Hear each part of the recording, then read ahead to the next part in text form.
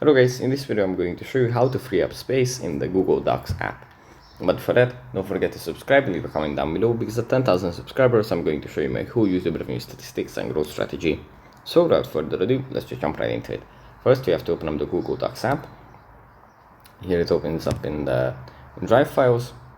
From here we just have to go into the top left corner, tap on the three lines, then tap on trash, and then we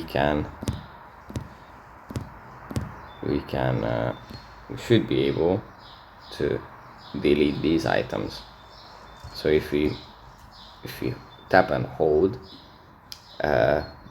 we can delete forever an item, and it's going to be removed from our trash can. And we can proceed like this with the other ones and then free some space in our Drive account. So yeah, that's pretty much it for this video. Hope it was helpful for you guys, and I'll see you in the next one. Bye.